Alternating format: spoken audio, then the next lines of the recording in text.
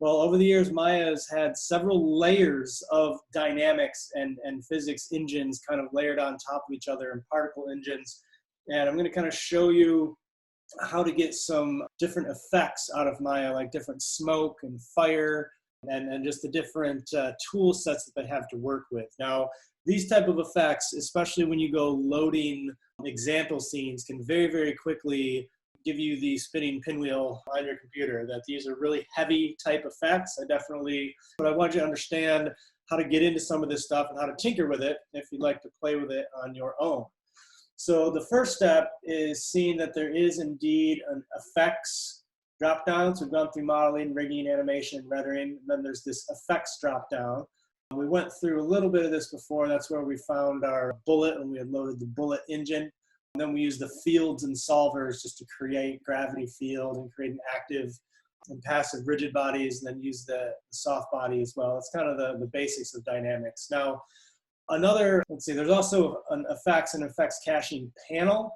So this panel kind of breaks it up into the four major areas. We've got particles, and then we've got actual like fluid containers. We've got a bunch of stuff to deal with hair, and a bunch of stuff to deal with clothing. Now, all of this, we could probably spend an entire semester on each one of these things. So again, I'm just going to show you the very basics, kind of where the tools are and how to get started using them, how to load up some more advanced examples you could play with and start to learn how to work this stuff into your scene. So first of all, a couple of things that we can just create from scratch. We'll start with what's called a particle emitter. So if you're not familiar with the term or the technique, a particle emitter is the way in 3D where we basically create these types of effects that in real life are thousands and thousands, or probably more like millions and billions of little particles, like in a dust cloud of smoke, flowing water, anything like that. The way we get a lot of these really advanced looks in 3D is by using what's called particle emitters. So if we go back up here, I'm under the effects drop down, and I'll start off, again, file, edit, create, select, modify, display windows are all the same no matter what editor you've got. But if I start over here looking at N particles, now again, that little underscore N stands for nucleus, which is a particular physics solver engine inside of Maya. That it used to be that particles and cloth and hair and all these different things would have their own different systems, and it used to be kind of a pain for them all to work together. And a couple of years ago, Maya conglomerated all that so that now all of these different things can go together and work in the same scene. You could actually have particles like bouncing off hair and stuff like that. Now, again, I just want to caution you that these things can get very, very computing intensive very, very fast. So I'm even going to be careful, especially as I'm sharing my screen, to not load too much so I don't crash here. But the basics of starting a particle system is we can go into N particles, and again, there's all kinds of tools down here. But the basic part of a particle system is to create what's called a particle emitter. All right, so you can see down here, there's create for these different types of objects you can create, and then under emit, I'm going to use this create emitter. Maybe I'll take a look at the box real quick, and I can create an emitter name. I'll have the default solver, all these things. I'm sure we can change these in the attribute editor. So I'm just going to leave this all default, just hit create. And what I get is this I get an N particle node, and then I get an emitter node, right? So if I frame in on this, zoom in a little bit, I went a little far. What I have is just this weird little thing kind of showing me that there is a point in space that no matter how close I try and get to it, I can't really ever get it, because it's not a piece of geometry, it's just a point in space. And I actually have this little arrow that's kind of showing me the direction the particles are going in. Now, anytime that we're creating a dynamics simulation, at some point we have to play through the scene, and that's what this very end one is to start the interactive playback. And that's going to let Maya generate from frame to frame what all of these different effects are going to do. So if I'm on frame 1 here, and maybe I'll take this all the way out to 200. And if I just hit the play icon, which I'm pretty sure is the same as hitting this, but I'll hit this one just to be sure. It'll go through, and you can see that actually really fast. Let me go back into my animation settings and set this to play at, set us at 30 frames a second. and then I'll sell it to set 30 frames per second times 1 and save. Now you can see these little particles are getting emitted from this object. And when I hit play, it's just basically like raining particles, right? These little individual things. And right now it's playing at 30 frames a second. Now when you start using particles and some of these advanced effects and things like that, typically, very quickly when we start playing around with stuff, your computer is no longer going to be strong enough or fast enough to actually dynamically generate all of this stuff in real time. So that's usually why this animation setting here, the playback speed, it doesn't default to whatever frame rate you have. It defaults to play every frame. And when we're dealing with these effects, that's almost always what you want it, because very quickly, when we hit save here, you'll get to the point where it just needs, way more time than 30 frames a second to actually generate all of these. Now, right now, it doesn't need that much time for these basic particles that are emitting. So if I hit play now, you can see that it's generating these, and it's actually going much faster than 30 frames per second. It's just going as fast as it can at 1 frame at a time. Now, this basic little particle thing, you can use this in a myriad of ways to create different effects. If you look at the nodes that it creates, now first of all, notice that I can kind of like jump to different spots in the timeline, but that doesn't really show me what I would expect to see if this was like a pre-canned animation. I actually need to play through the animation for it to generate and interactively create these different particle effects. There is ways to actually, that's what this little button down here is, the caching of the playback. So you could actually cache your stuff once you've actually generated it all. You can cache it so that it doesn't generate again, and then you can just play back. So let's actually try that. Unsupported nodes found, so it doesn't want to cache this particular type of playback. That's okay. Not going to worry about that right now. What I want to point out is that you have, first of all, you've got your emitter object and then your particle object. So if I look at my emitter object, I can see that once I get past the basic transform stuff, then I can get into the basic emitter attributes. So first of all, the emitter type, instead of omni, I can go directional. And now when I hit play, now all of a sudden they're all spitting out at the same direction. They're all kind of hitting this gravity as they're going down. There's also ways, omni is just kind of shooting all over the place. There's plenty of ways to have particles go along a surface, along a curve, or even fill a volume. Lots going on there. I can change the rate of particles per second. So if I wanted a lot less, I can drag this down a bit, go back to the beginning, and see it's only shooting a few out. Pew, pew. Right? Or if I want to go crazy, I'll try not to blow it up too much, but instead of 100, maybe I'll go up to 500, and all of a sudden it's showering quite a bit. In fact, let's even go up to, let's go to 5,000, see how quickly we break this down with just point particles. All right, that's actually showering quite a bit down, but it is starting to slow down, so it's definitely not going in full 30 frames per second. You can see this omnidirection means it's just like following this particular shape.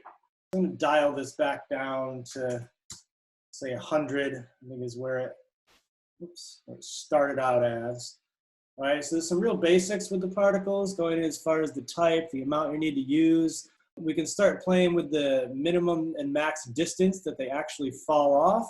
And then what's cool is we can start to play with the speed and the randomness of that speed. So I just played with some of the distance, and you can see now all of a sudden it's kind of snowing throughout the entire scene because I've dialed up the distance from that emitter that they can actually emit from. All right, so all this is, as this continuously plays through the timeline, it's just going through these algorithms to create all these different effects based on all these settings that you can do. Now, if I play with the speed, instead of a speed of 1, maybe I'll give them a speed of 5.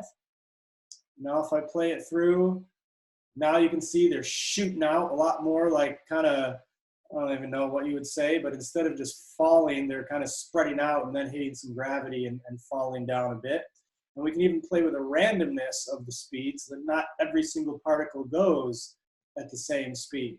And you can just get a whole slew of effects just by playing with a basic particle system and starting to play with these different attributes. Now, right now, we can change the particles' colors, and of course, there's all kinds of ways we can actually map the colors, we can map the textures onto these particles. But if we go into the actual particle shape itself, so the emitter is one set of attributes that determines how many particles are being emitted out of this thing. And then we have the actual particle shape, which has just a ton, and I mean a ton, of things that you can go in and play with that would handle each individual particle. So we could change the lifespan. So instead of them living forever, there's some kind of random range where our particles will start to disappear after a while. You can play with the lifespan. You can play with our particle size. We can change the radius. I'm not really seeing that at these default particles. But in a nutshell, there's tons and tons and tons of objects. You can play with different forces and dynamics and make ramps for collisions of particles running into each other. And there's just a massive, massive system. And per particle attributes, being able to change things on individual particle levels. There's just so much you can deal with here. But a couple of little basics. If I remove these objects, I've also got the nucleus object here. So I've got the particle emitter, the actual particle node itself, and then I've got this nucleus node, which is really handling the solver. So I can affect the gravity and the wind, whether I want to use a ground plane or not. And this solver is basically what is actually doing the calculations. So you can go in and kind of play with some of these attributes. But if I delete these and start again, one thing also to see up in here in this end particles is notice there's a legacy particles down here, create emitter, create springs. This is like for years and years the Maya particle system, and then everything above this is kind of the newer nucleus particle system. So you'll see that in various places throughout Maya where there'll be a legacy thing. We saw that also when we were looking at the fields and solvers. We've got legacy rigid bodies, and there's just ways, different ways to do things in Maya. And sometimes the legacy approach is what you would want if you're trying to go for speed. A lot of times the legacy tools are a lot faster, made to work with the software renderer a little better, and you can get your effects a lot quicker that way than using kind of the most high-end bells and whistles that may need a pretty heavy computer to deal with. But inside of this, right near the create emitter, you can also emit from an actual object, which is kind of cool. But inside of this M particles is the create options. Is the default is just a point. But if we want to make cloud, thick cloud, or maybe we'll use water as the default. So now that water is the default, if I go in and go to create emitter, and now if I play, I think I blew up let me create a new scene. We'll try this from scratch again. End particles. We will set our create options to water, set create emitter. See if they'll be flowing a little bit better for us now. There we go. Okay, so now we have our default. So instead of these individual little things, now we've got these kind of water molecules that are blobbing around. So if I were to maybe add a big floor, and these are pretty big, but to add an Arnold, physical skylight. And then if I were to go in and start render this, now these are all kind of very large right now, so it's not going to have an amazing look to it. It's a different one I was playing with. And you can see these probably need some, really they need an environment around them if they're acting like water to be able to kind of reflect things properly. Right now the sun is really beat down, but if we had a nice bright effect around us, then these little blobby water molecules are really going to look like water. So you can very, very quickly create really heavy effects just by using a particle emitter like that, using these different types of objects to emit as the particles. And then also extremely powerful is to use the sprite wizard. Let's see, let me start this again, new scene. And let me just create a basic, go back into the particles, and I'll set the create option back to point. And maybe I will create a basic emitter again. All right, so I've just got these little points, but what I can do is use this sprite wizard. Why is that not in me? I have to select the emitter, Please choose particle object. Okay, so I need to have the particle object selected. My mistake. Sprite wizard, there we go. Okay, so now we've got this sprite wizard where I can go browse to a file, and it's by default taking me to my source images. So maybe we'll go inside of your textures folder here, and maybe I'll just grab, what can I grab here? Well, doesn't really matter.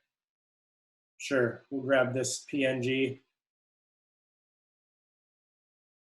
apply it to everything, and now as we go, now if we were to render, these particles are no longer little individual pieces, but they're going to be little tiny examples of that texture. So you can actually add textures and sprites to be particles as well. So you can create stuff really, really quickly and make some really cool effects using these particles. New scene, don't save. So particles is how you can create all kinds of effects, from smoke to fire to everything in between, different fluids and everything. There's a ton with just these particles. And you can even get into the kind of the soft body and rigid body stuff using gravity and everything just through this end particles. Now, when we get into the other ones, fluids, you can just create an ocean. Sure, let's click on ocean, and poof, we've got an ocean. And we can see our little ocean waves going here. And if I were to try and render this, it's going to blow everything up. I've been there. But it just creates this ocean shader. And very quickly take my ocean plane, look at the shader. It's got all kinds of ocean attributes that I could play with: wave speed and observer speed and wind and all kinds of crazy things. But when you get into wanting to create fluids or cloth, to create like colliding actual physical cloth items, or hair for that matter, there's a lot in here. But what's cool about all of these is that Maya comes with quite a few examples. Now, when you're loading these examples to play, I'm going to be very careful not to load anything too heavy because it's going to blow up my scene. But it's a good idea to kind of start with a fresh scene. And then under each of these, so under particles, you can see there's a get end particle example. Under fluids, there's a get example, fluid or ocean pond. Under cloth, get end cloth example, hair. Get hair examples. All of these are going to do the same thing, and they're going to open this window, general editors, and content browser. All right, so I'll click one inside a particle, and it'll just jump in here. But this content browser is the exact same thing that opened up when we were choosing our paint effects brush. Okay, so there's a lot of stuff inside of this content browser we're going to take a look at. But if I go to particles, get end particle example, it opens this content browser directly into examples, effects, end particle examples, and poof, we've got these particle examples, right? So if I wanted to load this paint collide.ma, I can double click this, and all of a sudden I've got these strange emitters, and I've got a couple of emitters, a couple of surfaces, a nucleus, a camera. Let's see, it's going to my particle collide cam. And now if I just go over to effects and hit this play button, now I can see this weird blobby stuff coming out. Not sure. Scene one, and it's not blobbing together with the red one like it looks like it would in the example. But regardless, there's a pretty interesting particle effect that, here, let me try loading. Now, don't just try, like if I were to double click on like jet trail or something, or lava lamp, it's going to actually put that in the scene on top of this one and include everything together, and that can get real chaotic real quickly. So it's a really good idea just to clear out your scene. If you're going to play with these samples, double click, take a look at our lava lamp, and sure, we have a camera. Here's our lava lamp cam, puts us right at this example. And then if I hit play down here, we can see this particle effect of these little lava blobs starting to go up in the lava lamp. See if it's got some, looks like it's got, doesn't look like it has any Arnold lights in it. So my guess is this is kind of set up to just render with the default renderer. And that's probably going to take forever to render that. So I'm just going to hit escape, get out of this. But I want to point out some of these other effects here. So when we're looking at end particles, everything, rain, smoke, all these different things. When we go into, I'm just going to open these up from here first. Fluids, 2D container and 3D container. Here, let me clear out my scene again. And the first couple of items on the actual effects just deal with particles. So this first one is just to create an emitter. This one is to add an emitter. That's adding an emitter to an actual object. This first one is the first fluid container. So I can get a 3D fluid container with an emitter. And all of a sudden I've got this container object that as I play through the simulation, the default is it looks like it's filling up with some kind of gaseous stuff or whatever. But let me show you if I were to, so again, if I just jump around, it's kind of showing me that building. Oh, that's because I may have had this caching. But regardless, if I were to, let's see, new scene again, load that again. So just load the basic emitter. And then if I had this here set to, going back to 24 frames, or 30 frames a second, if I had this set to 30 frames per second times 1, and I want to generate this, that's a bad example because it's actually going fast, but most of these examples you pull in might take like 5 minutes per frame to just chunk through, and you'll just be jumping all of these frames. And it's really, really important when you're generating these dynamic effects to make sure you're set to play every frame here. So no matter how complicated it is, it's going to solve the entire thing as you go through. Now, this, just like the regular emitter, you can just look at this fluid object, see what's inside of it, fluid emitter, and just look at the attribute editor and just see what kind of objects you can play with. Liquid method, liquid and air, or density-based mass. And there's, again, we could spend so much time. There's so much in here, and these individual different effects you can play with. So that's really under fluids. So particles and fluids. If I look at the good example for the fluids, let's take a look at the ocean pond examples. So boat wake, calm sea, rowboat, giant storm. Let's take a look at our boat wake here. I'm going to leave this open, new scene every time so I don't keep, double click on boat wake, and sweet, I've got some invisible object that is flying through the water and creating a wake behind it that Maya is automatically generating. So pretty cool stuff there. Let's see if I can blow it up with something a little more complicated. Again, file, new scene, because this doesn't replace the scene. Let's try a giant storm. So this sticks us in the middle here, panel, giant storm cam. And if I were to hit play on this, well, seeing some interesting stuff with our grid kind of moving around. I wonder if so it's got one directional light here. Maybe I should throw in an Arnold physical sky, see if we can open up the Arnold render view. Something about that shader it doesn't like, so it's turning pink. Anyway, you can play with different examples of these different things. Shark wake, take a look at that one. Whoops. I may have just blown it up because I need to make a new scene first. Double click, open up our shark wake. See if we can get to a perspective 4 camera. All right, we've got this poor human in this life raft. As I play through, you can see it's really chunking along slowly. And as this shark is slowly coming up, what's happening is this little effector is actually, affecting the water around the fin like that. So just an example of, when you've got some computing power and some time to do these really, really heavy scenes and effects, there's some really cool stuff that you can do with all the dynamics and everything. So under fluids, the ocean and pond examples, let's see, if we just look at the fluid examples themselves, there's a lot more like clouds type things that we can get.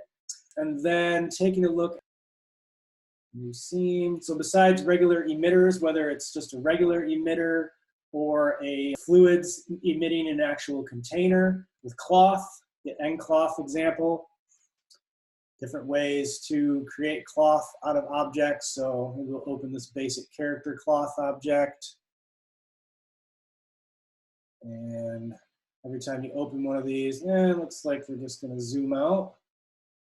Check out our character and assume these are all really complicated. So there's the shorts. There's our shirt without pocket. But if I play through this simulation, yeah, there we go. You can see that the cloth is like falling down in the simulation and acting as if this would act in a real physical situation. So if I were to pause this, see, it's kind of freaking out on me right now. It won't even let me stop it. But with that simulation running, you can, in theory, like move things around, and you should be able to see your character's got a nice rig on him here. And grab the middle. It might not be set up to follow the character, but a lot of times with these dynamics set up, you can actually move your character around and see the cloth just flopping around appropriately. See if we can see a good example of this bag of marbles. Each time I'm opening these, I'm getting this little tutorial box open up. So I can click on web tutorial, and sure enough, it's taking me to some videos.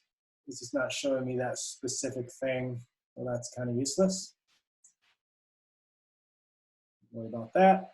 But if we hit play to solve, now I think just hitting play on the timeline is the same thing as this interactive playback. We'll hit this anyway. And yeah, you can see our bag of marbles being created way down there based on using this cloth object. But again, this is, I would typically kind of show you how this would work on some primitives and things, but it just takes so much computing power. It really does blow things up to play with some of this stuff. So there's also in here some really nice hair examples. Go to end hair. And now the hair objects, there's so much you can do with hair systems. You can actually like comb the hair and do all kinds of weird things with this hair. But if I look, let me just get open right here. Here's some different examples of hair setups. If I go create a new scene, and let's say I just want to take a look at a pigtail, double clicked, and sure enough, here is my pigtail object that has all kinds of hair stuff that I could play with in the attribute editor, in the hair base, different constraints. But if I were to slap on a Arnold light,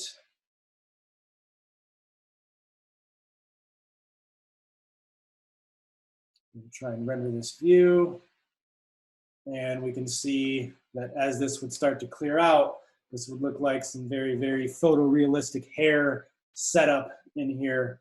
You could slap on your character, but it's quite a bit of setup. Like if you just try and create, like I blew up Maya just trying to create a sphere and make it a hairy sphere. These are very, very heavy computational parts of this program, but it's really cool to play with, and it's what a lot of the high-end stuff you see in feature films is actually made out of. You can see how complicated this starts to get in there. So so as we go through, I've showed you there's particles. To emit these particles, there's fluids, which is a way to create particles like inside of containers and things, different oceans and ponds, way to create clothing and cloth. There's different hair elements, end constraint and end cache. I don't really get into too much, but as you can see, there's a ton of caching options in terms of managing.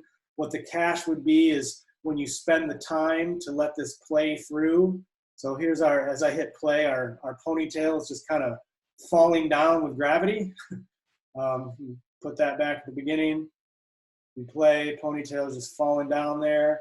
And a lot of times, this is how a dynamic simulation will work, is you'll get this to a certain point, and then you'll cache those results.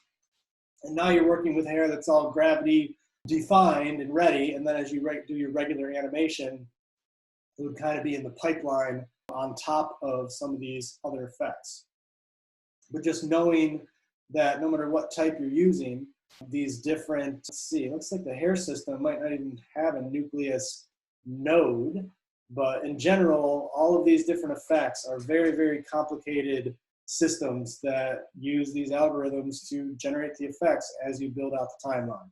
When you spend your time to generate those and solve them, as it's called, that's called using the solver to solve the simulation. When you create these type of simulated effects or animations, it's a very big part of it to be constantly like caching what was solved so you don't have to redo that part of it and all of that. So Those four, particles, fluids, cloth, and hair, all using that same system.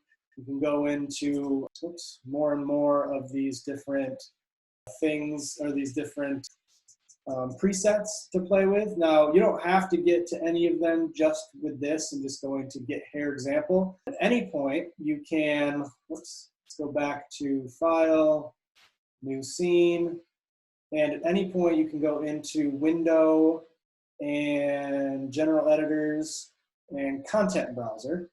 And this has all of them in here. So this has a lot of cool stuff in here. I just want to kind of click through really quickly.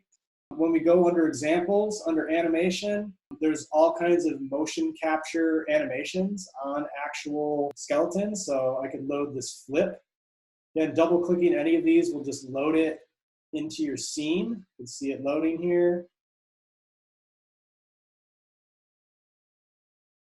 Okay, once it's loaded in, there's our object. Hiding way over here. There's a reference point. I'll play through the animation. Whoops. You can scrub through it, and sure enough, there's an object or a character with a little flip there, right? So lots of pre-canned animations that you can get out of here. And these are all kind of motion capture, different rigs you can take a look at. Let's see, under effects, all kinds of effects that we talked about. These are kind of the traditional effects. Fluid examples, clouds and fogs, explosions, fires, initial states, 2D and 3D, different liquids, smoke, different space effects, nebula, different techniques. So if you're interested in getting into more of these high-end effects, it's a good idea to start playing with these presets and kind of see how things are set up and see how well your computer reacts to using them. So let's see, and then under fluids, we've got our ocean examples we checked out, got our hair, our end cloth, and our end particle examples. So all those are kind of under effects. There's some examples of toon rendering in there. Under modeling, we can get some people to just bring in. Sculpting base meshes, these are kind of cool. So if you're to actually sculpt, there's some really high density base meshes to work in with here. Different biped characters to pull in. If you wanted to try and play with cloth, there's some different clothing meshes that might work well you could play with. A couple of props, vehicles, some weapons, just stuff to play with. And then some sculpting stamps. This is cool. These are some different brushes that you can pull in to sculpt with and get some really cool effects. Then outside of the modeling, we've got all of our paint effects. And we had went through most of these. This is just all of those different presets for those different paint effects things. And then we've got some cool mesh examples in here too. So taking a look at, here, let me open up this, open one of these. Okay, and let's see what this thing is. So we've got an influencer. And is that going to actually solve as I go through? Do you see anything? No, that might just be creating those. I have one with some animation in it. Well, regardless, I spent the time with you to go through some of the MASH stuff. There we go. Well, there's just some nice little presets of different things doing with the MASH network. Here's a good one with some 3D type. Notice, of course, that these are all just going on top of each other. So you got to be real, careful as you bring things in from the content editor to make sure you don't get your scene too filled with something you don't want. But all these different MASH networks doing things of different types. Very, very powerful tool. And you become really advanced in Maya, then you can start to combine some of these things. So you can use the MASH system with particle effects, different ways, connecting to Arnold nodes, using the hypergraph, and there's quite a bit of depth you can get in here to get some pretty powerful effects. Now, the last thing I want to show you with in terms of dynamics is the newest system of dynamics in Maya. Again, it had the original kind of particle system, and then they had their nucleus system, which all this end cloth and hair and all this stuff is set up. They have an even newer system, which doesn't necessarily encompass everything else. There's different reasons to use this stuff at different times. But there's a newer system called Bifrost.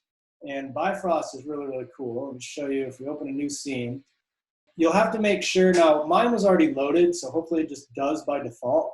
But you'll have to make sure that you see this Bifrost fluid drop down and this Bifrost kind of panel to see some of the tools for the Bifrost stuff. If you don't see these under effects, then you probably need to go to your plugins, again, Windows, setting preferences, plugin manager, and find the actual Bifrost thing. So here's all these Bifrost things that are loaded in right now. I have to make sure those are all loaded in.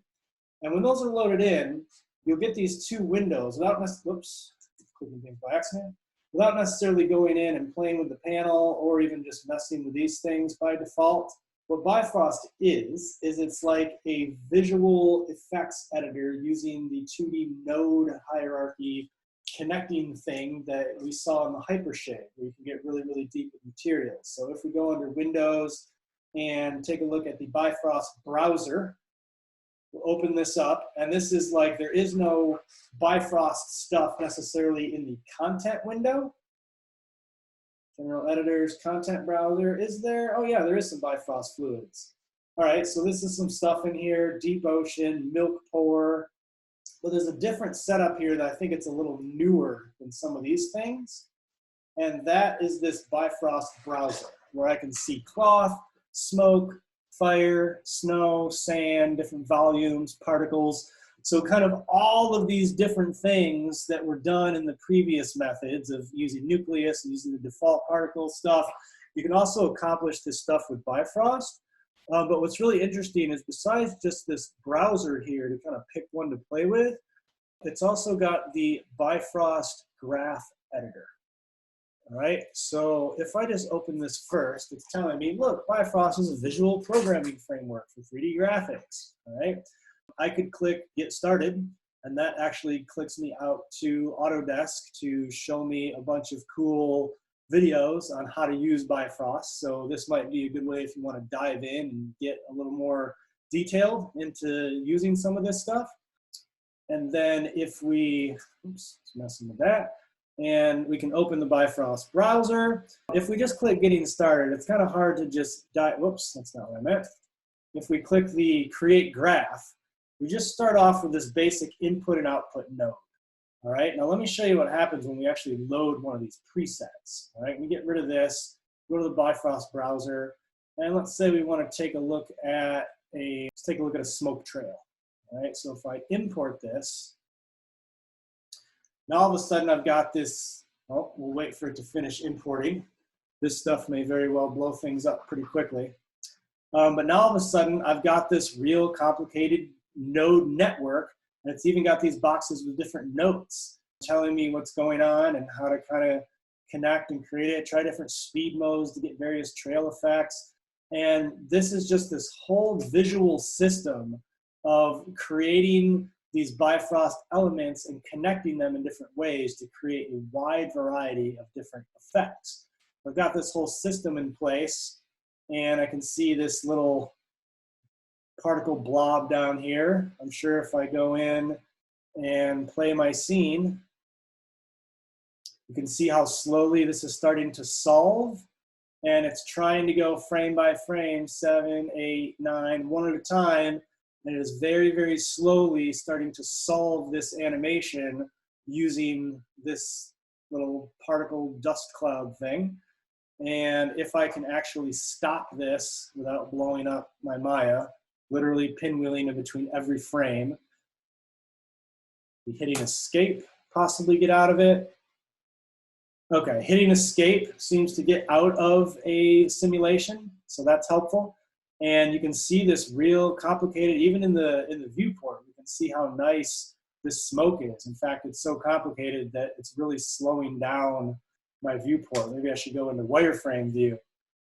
Even in wireframe view, where I just see the individual particles.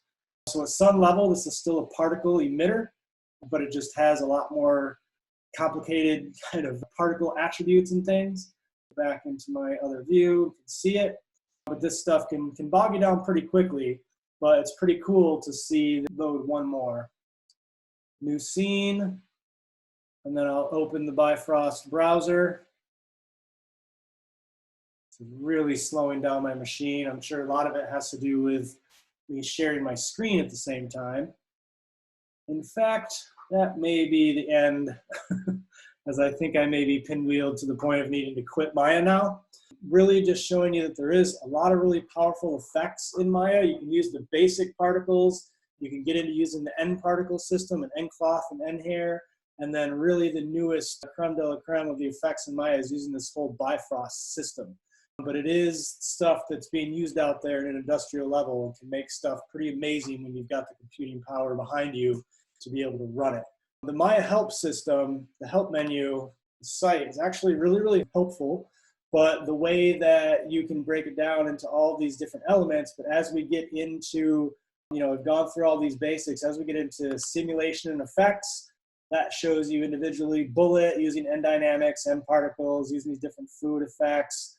And then there's the Bifrost extensions and just goes through, all these different things of, if you don't like watching videos, this is really good to kind of pick through in a more detailed way, how to use this stuff in more detail. But it's no small thing to jump in and start using these things. I would imagine that in any given 3D pipeline out there in massive studios, like there's people who specialize in this, that there may be, one worker who is very, very good at smoke versus, someone else was a modeler versus someone else that's an animator. And just going back to the beginning here, 3D in general, it's good to know a little bit about everything. And if you plan on trying to work, get into a small company, try and be a freelancer and find some work to do, it's a good idea to be a 3D generalist and just know a little bit about how everything works. But it can also be helpful after you reach that generalist level, if you're trying to get into a big studio, to choose something to really specialize in and spend a lot of time and have your, if you decide to just specialize in smoke effects or fluid effects, you could spend a lot of time making some really, really cool pieces for your demo reel, and you might be more likely to be pulled into a big company for your specialization necessarily than just you're good at modeling and animating and rendering and just everything at once. So kind of making that choice between being a generalist and trying to specialize in something as you get a little further can make a big difference as far as your career is concerned.